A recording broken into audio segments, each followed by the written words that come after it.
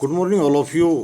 आज एक बड़ी चिंताजनक राष्ट्रीय चिंता नेशनल वरी मैं भारतीय नागरिकों से साझा कर रहा हूं और राष्ट्रीय चेतना जागृत करने के लिए कि भारत में औसतन जो नेशनल क्राइम रिकॉर्ड ब्यूरो की जो 2019 की रिपोर्ट है उसके अनुसार भारत में 88 मामले दुष्कर्म के प्रतिदिन दर्ज होते हैं औसतन, यानी ये आंकड़ा करीब 25,000 से कुछ ऊपर बैठता है।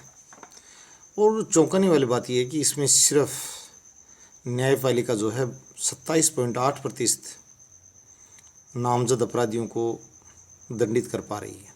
ये भी सामने आया कि निर्णय कि उसमें कितने प्रतिशत लोग सजा पाते हैं और कितने प्रतिशत आगे चलकर न्यायालयों में बरी हो जाते हैं, यानी उनकी संख्या करीब 72.2% है।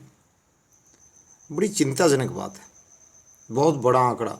हम कई बार को कार्य किसी को करने देते हैं कि किसी प्रकार से उत्पादन का या किसी भी या लेखन का जो भी हो, उसमें एक आ जाता है भाई इतनी प्रतिशत तक जो गलतियां हैं वो नगण्य हैं, यानी उनकी प्रतिशतता बहुत कम, 2%, 4%, 8%, 10% अधिकतम। उसके बाद में चिंताजनक बात हो जाती है, भारत के संविधान के संरक्षक सर्वोच्च न्यायालय और कानून और जो गृह मंत्री, न्याय मंत्रालय और गृह मंत्रालय निश्चित रूप से एक साझा मीटिंग इस मामले में आयोजित करनी चाहिए। और भारत के जो विधि विशेषज्ञ हैं या जो जागरूक नागरिक हैं, परिपक्व अवस्था के, मैं कई बार कहता हूँ कि जो हमारे 60 वर्ष से बड़े लोग वो सेवा तो नहीं दे पर सुझाव जरूर दें। उनके सुझाव अमूल्य हैं और बड़े उनके पास एक बहुत बड़ा अनुभव है, वो बिल्कुल चर्चा करें। रिटायर्ड जजेज भी इसमें शामिल हो सकते हैं। देश में एक से एक महान न्यायविद, संविधान विशेषज्ञ और कानून के प्रति आस्था रखने वाले लोग, कानून के जानकार लोग और सभी नागरिक मिलकर इस प्रश्न सामने खड़ा हो गया कि इतनी बड़ी संख्या में जो ये मामले जिनको निर्दोष साबित किया जाता है, पुलिसिया प्रणाली पर प्रश्न चिन्ह खड़ा हो या न्याय प्रणाली पर, दोनों एक दूसरे पर डाल रहे हैं। जब कई बार बात सुनने में आती है, पुलिस कहती है भाई न्यायपालिका की व्यवस्था ऐसी है, वो कहते हैं कि प्रमाण नहीं मिले या दोष सिद्ध नहीं कर पाए, हम क्या करें। इस पर अंतिम रूप से बहस होनी चाहिए और संसद में होनी चाहिए। मैं शुरू से कहता हूँ, पक्ष और विपक्ष, जो सांसद भाई जो जितने भी हैं, कानून निर्माण का कार्य अगर राष्ट्रीय स्तर पर वो ज़्यादा प्रभावी होता है, राज्यों को सब तक मानना पड़ता है और इस तरह के कानून संसद बना दे तो सबसे प्रमुख बात यह कि इन निर्दोष व्यक्तियों को अगर इस तरह उसमें अगर धकेला जाता है किसी राजनीतिक दबाव यानी किसी भी भ्रष्ट व्यवस्था के तहत, तो वो भी एक बहुत बड़ा अपराध है, बहुत बड़ी अमानवीयता है, बहुत बड़ा कानून का उल्लंघन है कि उन व्यक्तियों को अनावश्यक रूप से अदालतों में पुलिस के साथ घसीटना पड़ता है और बाद में बेगुनाह साबित होते हैं। जैसे अभी इलाहाबाद हाईकोर्ट ने विष्णु भाई के मामले में कहा कि 20 वर्ष अनावश्यक रूप से उनको रहना पड़ा। तो ये बहुत बड़ी बात है। इसको नामजद किसने किया था और नामजद करवाया किसने था, आज मैं ये बात खड़ी कर रहा हूँ क्योंकि अभी मेरी बात जो ये है मध्यस्थ अदालत जो आयोजित कर रही हैं डॉक्टर मुकेश, उन्होंने बताया कि विष्णु को बरी कर देना काफ़ी नहीं है, विष्णु की हर स्तर पर जांच कर लेनी चाहिए। अगर वो निर्दोष जमीनी स्तर पर भी था, सिर्फ कई बार ये लोग अपने बचाव में कहते हैं भाई वो सिद्ध नहीं कर पाया, जो वादी पक्ष था, ये याची पक्ष था, नहीं, यदि वास्तव में निर्दोष व्यक्ति 20 साल तक बंद रहा, जैसे इलाहाबाद हाईकोर्ट ने बरी किया है, उस व्यक्ति की तह तक जाना चाहिए, जिसने उसको घसीटा उसको उसके स्थान पर ले आना चाहिए, जो उसने जिस पर अगर अनर्गल आरोप लगाए हैं उस महिला को वो दंड दिया जाना चाहिए। अकेला बरी करना काफ़ी नहीं है कि जिसने उसको उसकी छवि को धूमिल किया और 20 वर्ष तक उसकी ज़िंदगी को नरक की बना दिया। उन पुलिस अधिकारियों को भी साथ में लपेटा जाना चाहिए जिन्होंने विष्णु को नामजद किया था। वो अपने कार्य के मामले में जीरो साबित हुए, अपने कार्यों के मामले में गद्दारी की, लापरवाही बरती और बहुत ही गिरे चरित्र का परिचय दिया। विष्णु का मामला हो या और ये अभी जो बताया है 25,000 में से कुछ ही लोगों को जो है, मुट्ठी भर लोगों को दंड मिलता है। इतनी बड़ी संख्या में जो लोग बाहर आ रहे हैं इस मामले में, उसमें बड़ी प्रधान बात है कि न्यायपालिका और कार्यपालिका मतलब पुलिस विभाग और गृह मंत्रालय, होम मिनिस्ट्री, ये देखे और इस तरह की व्यवस्था भी की जा सकती है। मेरी तो समझ से दूर है। अभी महोदया बता रही थी अब मध्यस्थता के मामले जो कार्रवाई कर रही हैं कि ये बात निश्चित रूप से है कि किसी व्यक्ति को रिमांड के माध्यम से या किसी माध्यम से और भी बात पूछी जा सकती है, सत्यता की तरफ से उस मनोवैज्ञानिक परीक्षण भी हो सकते हैं, और आजकल तो झूठ पकड़ने के लाई डिटेक्टिंग टेस्ट भी चल रहे हैं। तो ये देखा जाना चाहिए कि जो व्यक्ति निर्दोष साबित होता तो सिर्फ उसको बरी कर देना काफ़ी नहीं, जिसने उसको अनावश्यक रूप से उसकी छवि को धूमिल किया उसको उससे दुगना दंड दिया जाए, बराबर भी नहीं दुगना, ताकि व्यापारिक रूप में मामले दर्ज ना हों और कानून का मजाक भी न उड़े। हम ये भी नहीं करें कि कोई पीड़िता न हो और ज़बरदस्ती किसी भाई की छवि को धूमिल करने या बर्बाद करने या तबाह करने या दुश्मनी निकालने के लिए किसी को इस तरह के आरोपों का सामना करना पड़े, उससे भी वो भी कानून की एक प्रकार से मजाक उड़ाने वाली बात है।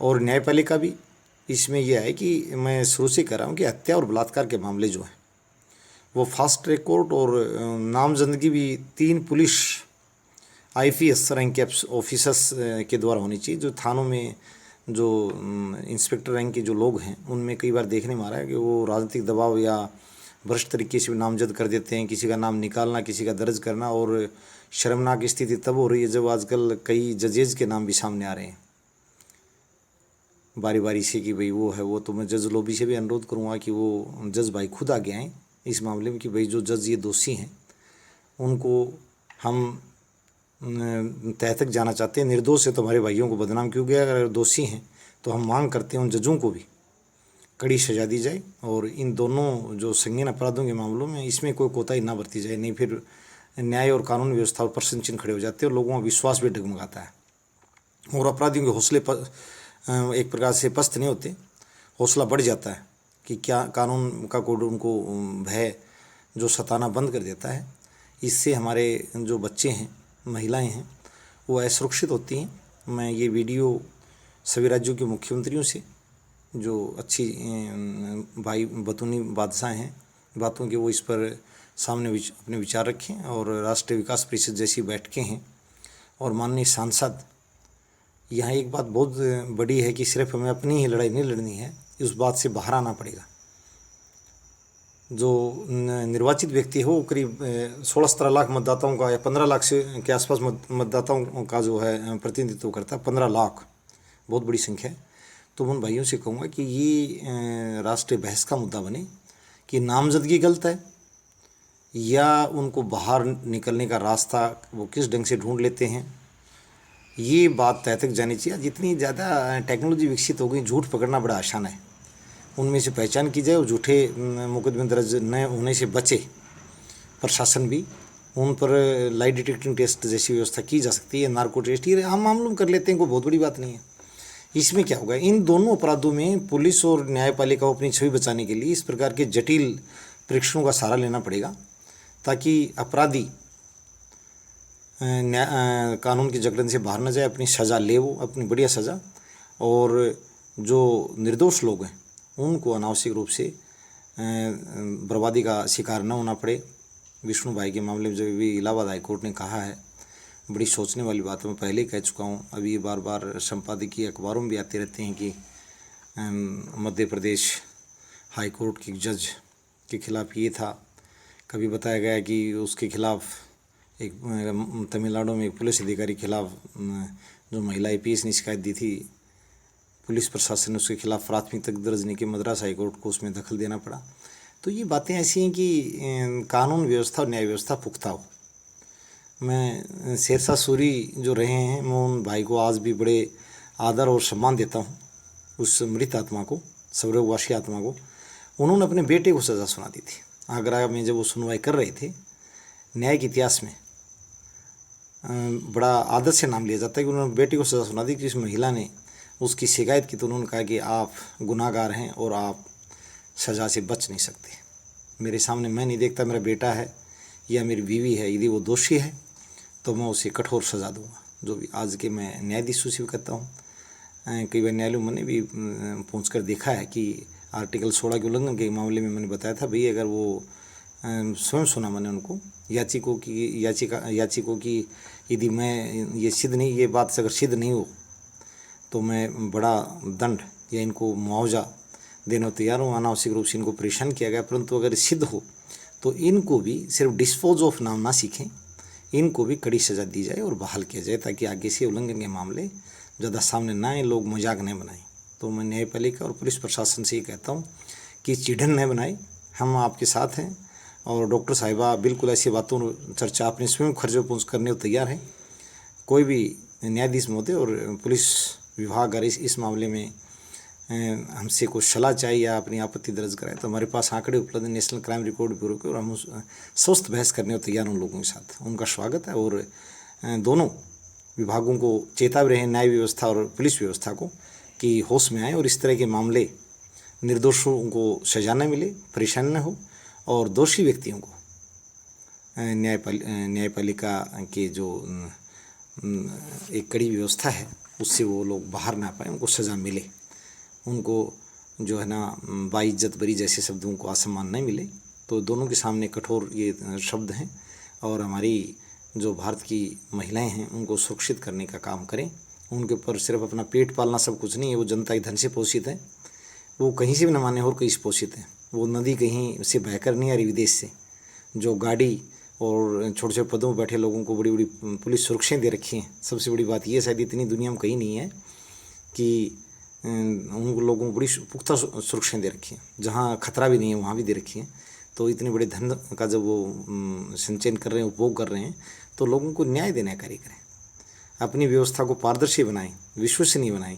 इस तरह की बार बार जो है ना बातें सुनने में ना आए। मैं दोनों पुलिस विभाग और न्यायपालिका से इस वीडियो के माध्यम से आह्वान भी करता हूं कि वो अपने कार्य में पारदर्शिता लें और ये न्याय व्यवस्था को सुधारें। पुलिस भी राजनीतिक दबाव में उन टुच्चे पुलिस अधिकारियों को मैं एक वीडियो के माध्यम से बहुत ही दुष्ट और नीच कहना चाहता हूं, जो निर्दोष लोगों को नामजद कर लेते हैं राजनीतिक दबाव में और भ्रष्ट आचरण के चलते। कई बार ये मैंने देखने में आया कि कई मामलों देखना था जहाँ जो व्यक्ति उपस्थित नहीं है और उन लोगों ने उनको नामजद किया। मैंने यहाँ अपने गांव के स्तर पर भी देखा और भी देखा, जो उपस्थित नहीं था वहाँ, और 50 आदमी खड़े होकर साहब बिल्कुल नहीं था, आप जो भी जांच करवानी चाहें करवा लें। तो ये बातें सामने नहीं आनी चाहिए। और राजनेताओं को मैं कहूँगा थोड़ा सा अपना ज़मीर विकसित करें इन दोनों मामलों में, तो वो पुलिस में हस्तक्षेप करें, हमें कोई दिक्कत नहीं है। इलाहाबाद हाईकोर्ट ने भी एक बार कहा था कि पुलिस को राजनीतिक व्यवस्था से मुक्त करके और एक न्यायपालिका या किसी न्यायिक अधिकारी का अधीन कर दिया जाना चाहिए, पर लास्ट में सुप्रीम कोर्ट ने कहा कि उचित नहीं है। माननीय सर्वोच्च न्यायालय की टिप्पणी थी कि उचित नहीं है। लोकतांत्रिक व्यवस्था में पुलिस को प्रशासन के अधीन माना गया है, निर्वाचित सरकारों के, और उनके अधीन ही रहें। हमारा संविधान की भाषा से हम बाहर नहीं हैं कोई व्यक्ति, पर अपनी जवाबदेही कार्य करें। सिर्फ पोस्टिंग पदोन्नति ऐसे मामलों के चक्कर में और अपने कार्य के प्रति विमुख न हों। मैं सभी से भाइयों से ये हाथ जोड़ के निवेदन है, प्लीज़ मेरी बात को थोड़ा प्रमोट करें और सभी राष्ट्र निर्माण में सहयोग करें। धन्यवाद।